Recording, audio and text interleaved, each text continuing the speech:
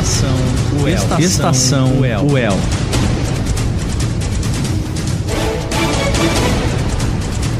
Nos trilhos da notícia.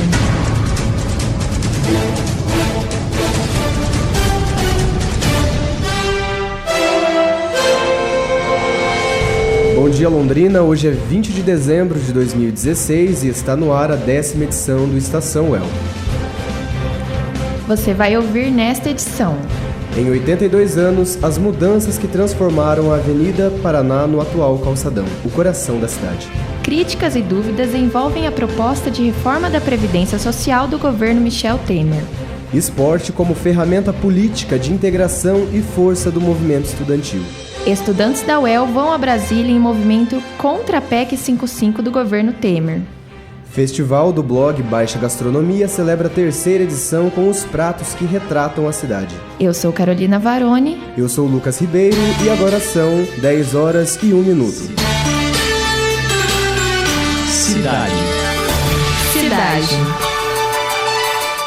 Da Avenida de Terra Roxa ao local de grande movimentação social e econômica, o calçadão de Londrina está prestes a receber mais mudanças até o fim do ano. A reportagem é de Bruno Nomura. Garoa na manhã de segunda-feira em Londrina. Mesmo assim, o movimento no calçadão é grande. Na última semana antes do Natal, os enfeites espalhados pelo comércio dão o toque característico dessa época do ano. Considerado por muitos o coração da cidade, o calçadão de Londrina foi construído na década de 70, fruto de vários projetos de modernização do centro da cidade. Em 2011, o tradicional piso preto e branco de petit pavé foi retirado para dar lugar a blocos de concreto. Outra mudança foi a retirada de todos os quiosques que abrigavam bancas de revistas, lanchonetes, choperias e floriculturas. As alterações causaram polêmica pela perda de identidade do calçadão. A retirada dos quiosques foi revista e 2 deles devem voltar a funcionar até o fim deste ano. Pedro Tanguem de Souza, de 70 anos, acompanhou as mudanças no calçadão ao longo das décadas. Ele acredita que o retorno dos quiosques não vai trazer de volta toda a movimentação de antigamente. Não, a movimentação tinha bastante quando não tinha casa popular muito, dava muita gente. Acabou, né? Só tem gente no dia que tá de trabalho, de segunda. Quando eu moro no Cincão. Cincão tem tudo. Você domingo aqui, domingo não tem ninguém, sábado à tarde. Tem nada mais. Eu acho que não vai melhorar isso não. Geraldo Fausto dos Santos é um dos voluntários participantes da campanha de novos contribuintes do Hospital do Câncer de Londrina. Um container da instituição está há 2 semanas no calçadão. Ele explica que o local é um meio eficiente de se aproximar da população. Além da visibilidade que tem, mais uma facilidade para as pessoas que estão querendo contribuir e têm dificuldade ao ligar para o hospital, está congestionado às vezes, tenta, não consegue, não pode ir lá no hospital, que é um pouco sem blocamento, então essa que é a estratégia. Além da visibilidade, trazer uma facilidade para as pessoas que querem contribuir. As mudanças no calçadão, promovidas pelo prefeito Barbosa Neto em 2011, não atingiram o trecho entre as ruas Minas Gerais e Rio de Janeiro, já que ele é tombado. Uma divergência entre 2 órgãos municipais atrasou o projeto de revitalização desse trecho. Em razão dessa burocracia, o piso em petit pavé estava abandonado até a semana passada, quando a prefeitura decidiu fazer reparos. Esse intervalo do calçadão abriga a Praça Willie Davids e o Cine Teatro Ouro Verde. Com a mesma idade de Londrina, Lourdes Maria, de 82 anos, lembra da época em que o calçadão ainda era terra. Bem-humorada, ela se alivia com os reparos feitos na última semana e comenta a importância do calçadão para a vida do londrinense.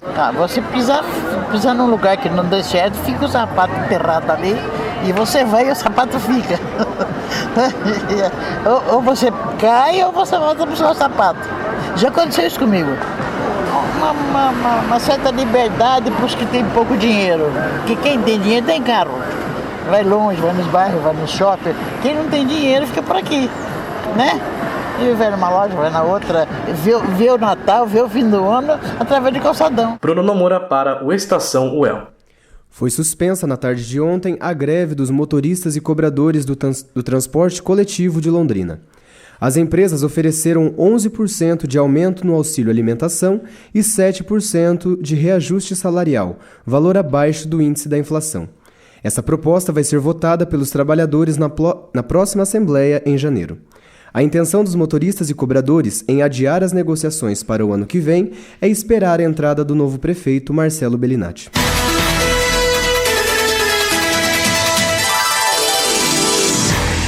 Os atendimentos no Hospital Universitário de Londrina estão reduzidos desde ontem. As mudanças ocorrem por conta de reformas que estão sendo feitas em alguns setores do hospital. O período para essas reformas foi escolhido por conta da redução natural no número de pacientes na época de festas de fim de ano. O setor mais atingido é a maternidade. O número de vagas caiu de 19 para 10. Nos próximos dias, mulheres com mais de 37 semanas de gestação devem procurar a maternidade municipal. O centro cirúrgico e o pronto atendimento também sofreram mudanças. Os pacientes devem ser enviados pelo SAMU e SIAT a outras unidades com vagas disponíveis.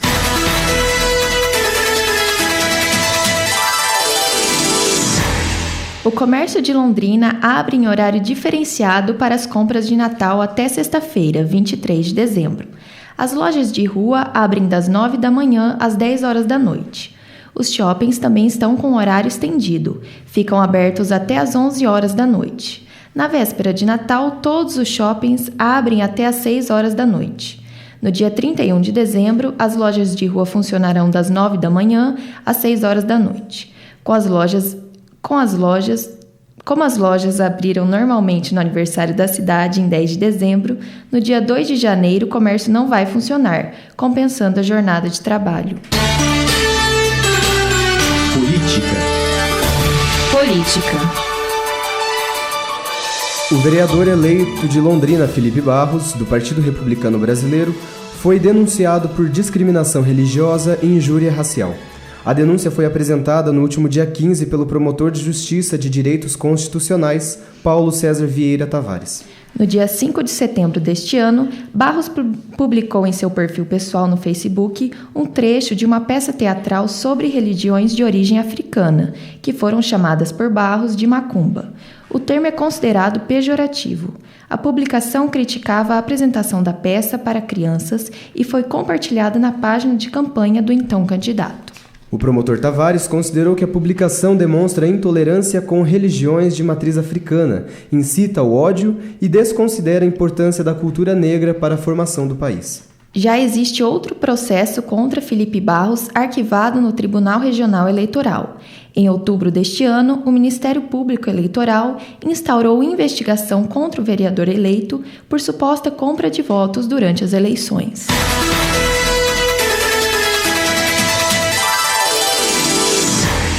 A reforma da Previdência Social é uma das principais medidas propostas pelo governo federal.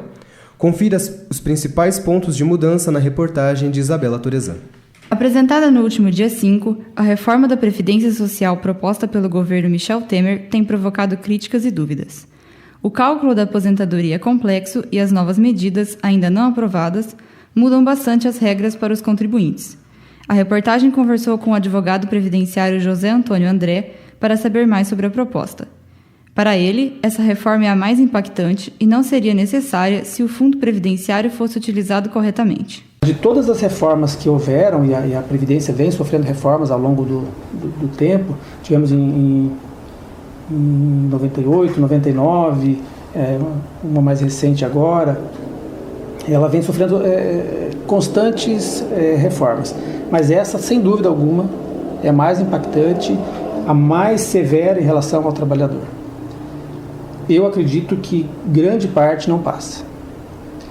Assim, ter conhecimento específico do rombo que se alega em relação à Previdência Social depende assim, de um conhecimento técnico e assim, uma perícia, um aprofundamento nas contas da Previdência.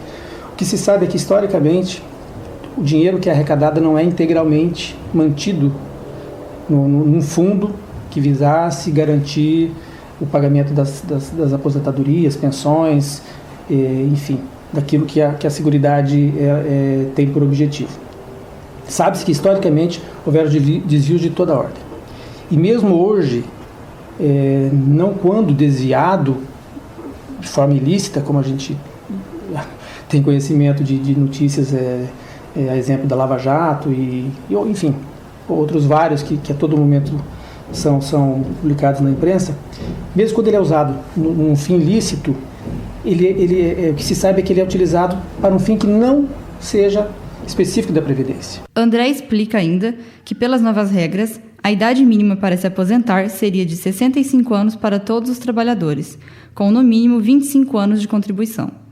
Pelas regras antigas, a idade mínima era de 60 anos para mulheres e 65 para homens, para trabalhadores urbanos. No caso dos trabalhadores rurais, as idades eram de 60 anos para homens e 55 para mulheres. Mas as medidas, caso aprovadas, não são aplicadas de forma integral a todos os contribuintes. Há uma idade para a regra de transição, de forma que os trabalhadores mais jovens seriam os mais prejudicados. Para os homens com mais de 50 e para as mulheres com mais de 45 anos, tem a chamada regra de transição.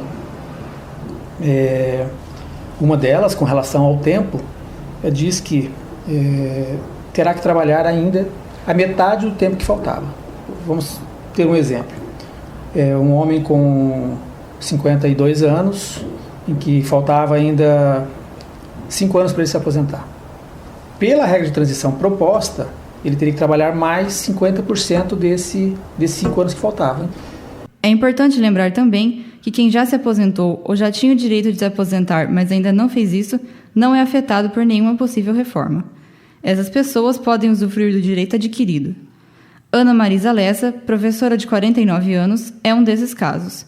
Ela pretende se aposentar no ano que vem, pois já atingiu idade e tempo de contribuição suficientes. Eu comecei a trabalhar em 1985, eu tinha 18 anos.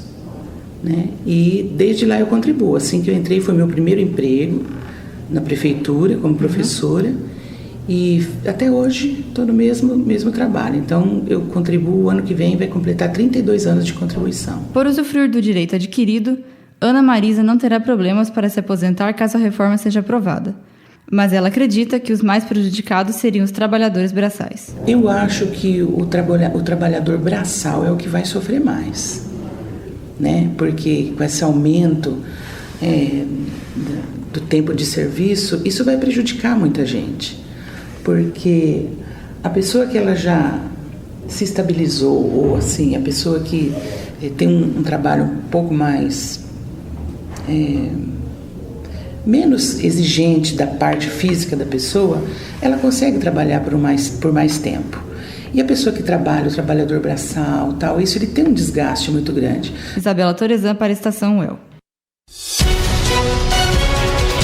Esportes. O empresário Cláudio Canuto foi oficialmente empossado como presidente do Londrina Esporte Clube, o LEC, na noite de ontem, dia 19. Canuto foi presidente entre os anos de 2011 e 2013 e reassume como dirigente do clube até 2019. Como presidente, pretende discutir um novo acordo com a SM Sports e determinar a continuidade ou não de Sérgio Malucelli à frente do LEC.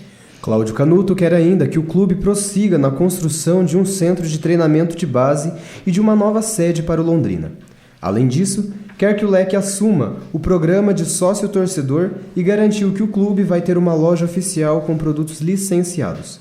Todos os esforços da nova gestão vão ter como objetivo principal a continuidade da boa campanha do time nos últimos anos e o acesso à Série A em 2017.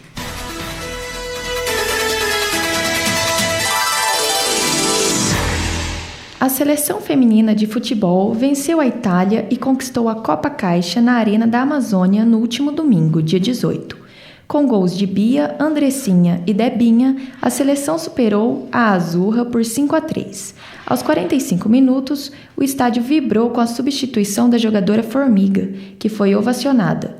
O torneio em Manaus marcou a despedida de Formiga depois de 21 anos dedicados à camisa da seleção brasileira. Foram 160 partidas oficiais. Com a conquista, a seleção feminina acumulou o 7º título em 8 edições da Copa Caixa.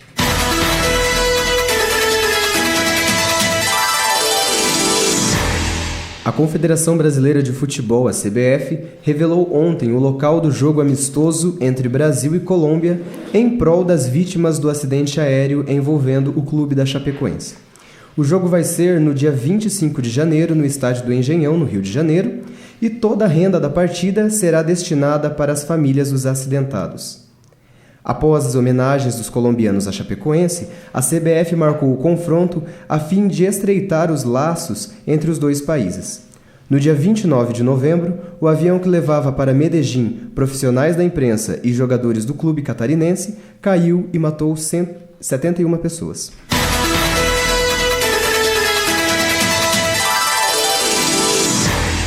Durante as ocupações estudantis em colégios estaduais e universidades de todo o Brasil, em Londrina, a Atlética de Humanas da UEL levou o esporte como ferramenta de integração e de força ao movimento dos secundaristas. A reportagem é de Matheus Reginato.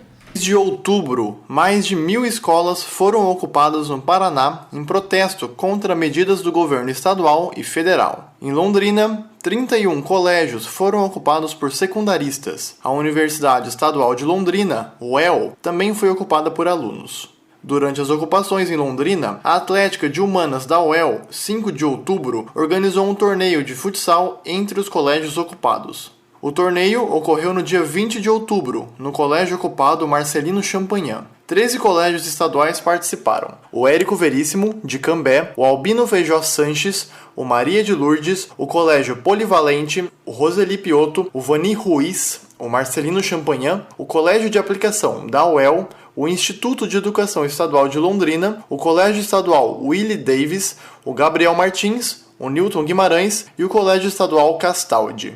O estudante de História na UEL, William Garcia Ueno, faz parte da Atlética 5 de outubro e foi um dos organizadores do campeonato. A ideia surgiu assim, a gente estava dormindo na ocupação do Champagnat e a gente jogou bola contra eles lá. E um próprio aluno do Champagnat que deu a ideia, falou, a gente podia chamar mais colégios. Aí quando ele falou chamar mais colégios, eu falei, não, então a gente pode fazer um torneio. A partir daí a gente saiu visitando todos os colégios que estavam ocupados e convidando os colégios que conseguissem montar um time dentro da ocupação, desde que não desfortalecesse o movimento deles, que enviasse uma equipe para jogar o torneio. O Eno avalia que o torneio foi positivo por ter sido uma forma de integração entre os colégios estaduais ocupados. Foi bom porque assim, a maioria das oficinas que estavam sendo ofertadas para eles eram de conteúdos pro vestibular e pro Enem, ou então questão de cidadania. A ideia do torneio de futsal, eu avalio ela como positiva porque foi um dia de confraternização mesmo, de interação entre os alunos. Vieram vários colégios, veio um colégio de Cambé, veio um time feminino que jogou no meio do torneio,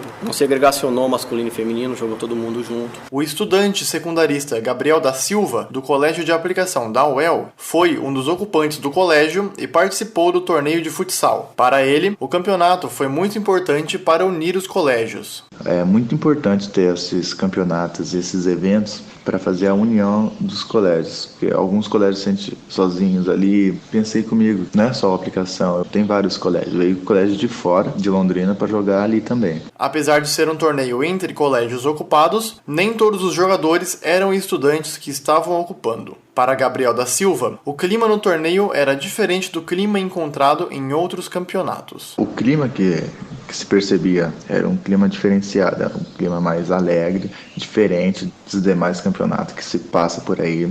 Não tinha rivalidade de colégios. Eu levei uma grande galera da aplicação para lá, futebol masculino e feminino. As atléticas são geralmente associadas a eventos esportivos e a festas, mas para o Eno, elas deveriam ter mais participação dentro do movimento estudantil, seja de forma contrária ou em apoio. Eu confesso que eu não consegui ver as atléticas, com exceção da nossa, como entidade lá, porque eu acho que a gente precisa fortalecer o movimento estudantil.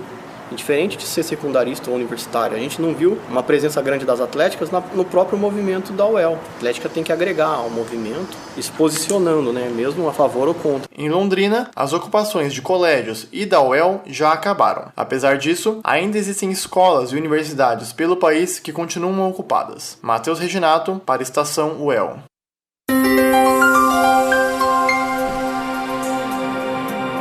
Agora são 10 horas e 20 minutos. Em Londrina, 25 graus. A mínima na madrugada foi de 20 graus e a máxima prevista é de 29 graus. O dia segue ensolarado, com muitas nuvens e pancadas de chuva isoladas à tarde e à noite. A previsão é da agência Clima Tempo. Campus. Na última terça-feira, dia 13, estudantes da Universidade Estadual de Londrina foram a Brasília dar força ao protesto de resistência à PEC 55. O repórter Marcelo Silva traz mais informações. Um grupo de 36 estudantes da Universidade Estadual de Londrina, a UEL, esteve em Brasília nos dias 13 e 14 de dezembro. Eles foram protestar contra a PEC 55, proposta de emenda constitucional que limita os gastos públicos em 20 anos. O dinheiro para a viagem veio de doações e de uma vaquinha virtual. De acordo com a estudante de jornalismo Bárbara Borowski, de 18 anos, os manifestantes foram recebidos com violência pela polícia.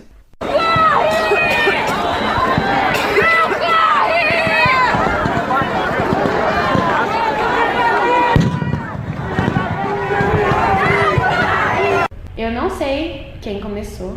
O que eu vi foi um policial dando cacetete numa pessoa. Daí começou bomba pra todo lado, assim, spray de pimenta. No começo você acha que você vai morrer, que é assim, o fim do mundo, meu Deus, está cheio de bomba, olha esse gás.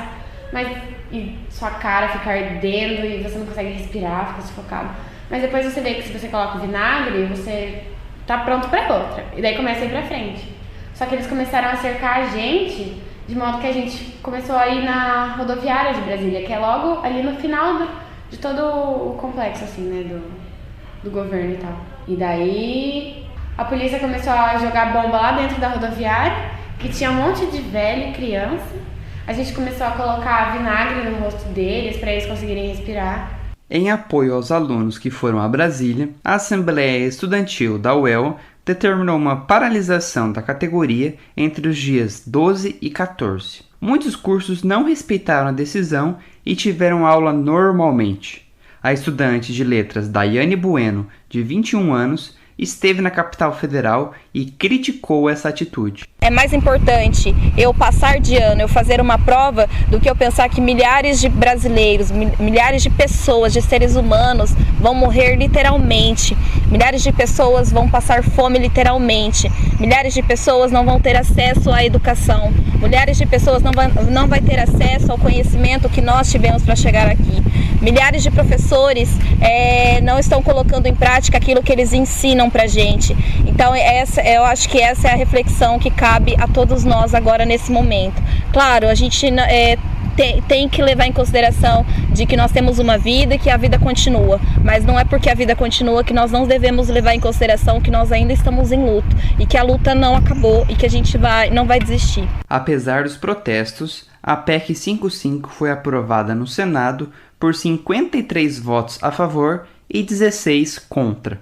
A estudante de biologia Carolina Reis, de 22 anos, acredita que a PEC vai afetar diretamente as universidades. E como é que você vai manter uma universidade com cursos de excelência, com um bom funcionamento, se você não tem o dinheiro suficiente? A gente sabe que isso vai abrir brecha para privatização e vai começar a elitizar ainda mais a universidade, que é um espaço já para poucas pessoas. Então a gente sabe que isso vai afetar principalmente a população mais pobre, a população negra, aos cotistas que não têm acesso, e as pessoas que já têm acesso vão sofrer ainda mais, porque isso vai começar a ser cortado.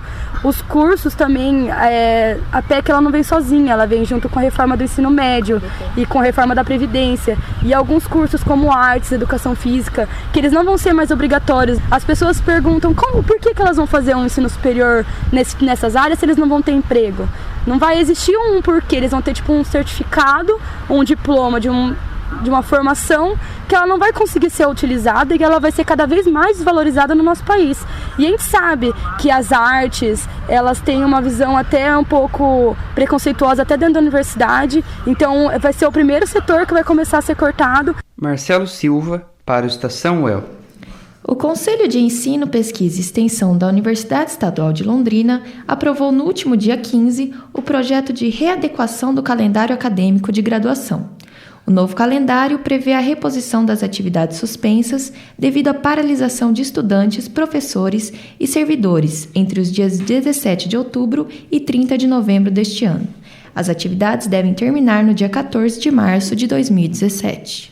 O próximo ano letivo está previsto para iniciar em 17 de abril. De acordo com a professora Sueli Ruffini, pró-reitora de graduação, o novo calendário respeita todas as atividades, incluindo os exames finais, podendo ocorrer reposição de aulas aos sábados ou conforme calendário elaborado pelos colegiados do curso.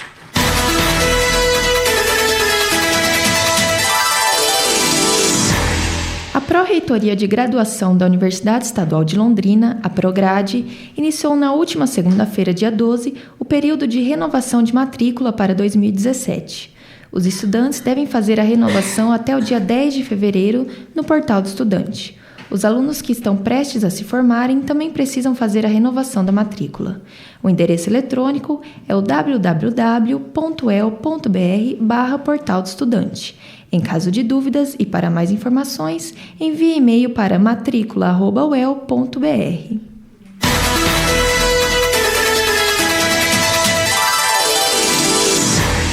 A Universidade Estadual de Londrina entrou pela primeira vez no ranking 2017 de Educação Superior do BRICS e Economias Emergentes. A universidade ficou classificada na faixa 251 a 300 das melhores instituições de ensino superior. O ranking ainda classifica a UEL como a melhor universidade estadual do Paraná, a segunda do estado e a quinta melhor estadual do Brasil. A classificação levou em conta 3 indicadores, incluindo ensino, pesquisa, transferência de conhecimento e internacionalização. 11 das 25 universidades brasileiras se apresentam pela primeira vez no ranking, incluindo a UEL. O Brasil não tem nenhum representante no top 10.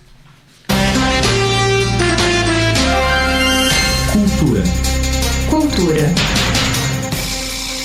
Londrina foi mais uma vez homenageada na terceira edição do Festival do Blog Baixa Gastronomia. A repórter Ana Luísa Moretti foi conhecer um pouco mais o evento que caracteriza a cidade pelo paladar. O blog Baixa Gastronomia Londrina é um retrato da cena gastronômica em Londrina. É alimentado pelas experiências das próprias autoras e contém resenhas desde coxinhas até rodízios sofisticados. O blog é um espaço democrático e que tem feito sua homenagem para Londrina de uma forma especial. O Festival do Blog Baixa Gastronomia Londrina viveu sua terceira edição entre os dias 10 de novembro e 10 de dezembro. O festival contava com 20 pratos, criados por diferentes chefes, no preço máximo de R$ 25.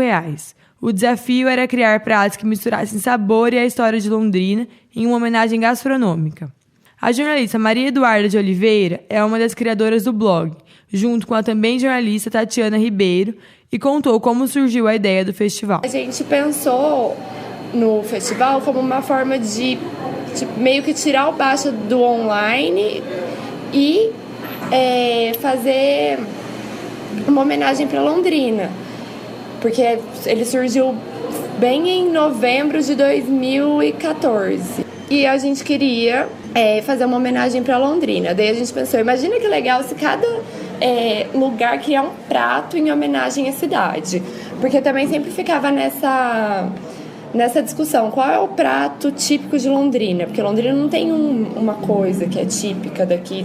Duda conta também o quanto os chefes de cozinha se empenham nas suas pesquisas e sobre o quanto aprendeu com cada prato. Os chefes adoram e a gente aprende muito através das pesquisas que eles fazem para criar os pratos. Então a gente aprende que o cará aprendeu que o cará é um ingrediente super daqui, de Londrina, que a gente não sabia disso.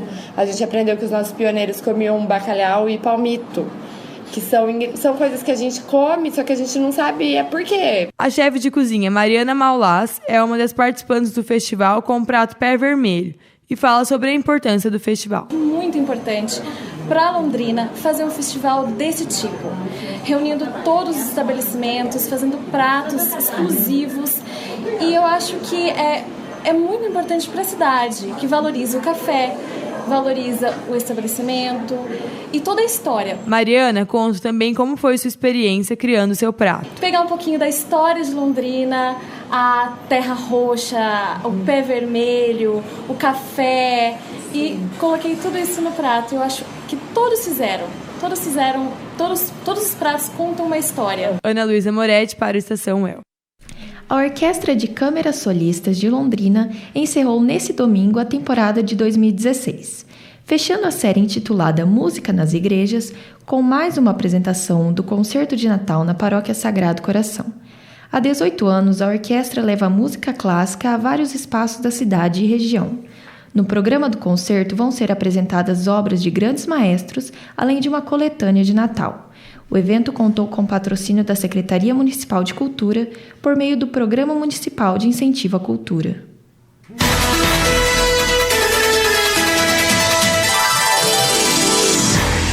O Teatro Zaqueu de Melo apresentará nesta quarta-feira, dia 21, o espetáculo A Santinha lá da Serra. Inspirados em canções de Vinícius de Moraes e Tom Jobim, os alunos de canto da Escola Primeiro Encontro criaram histórias que se unem por meio da música e poesia. Com direção de Paulo Vitor Poloni e Natália Lepre, a apresentação conta a história de uma santinha de bairro.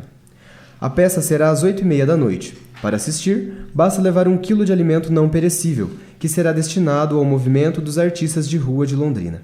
O teatro fica na Avenida Rio de Janeiro, número 413, no centro da cidade.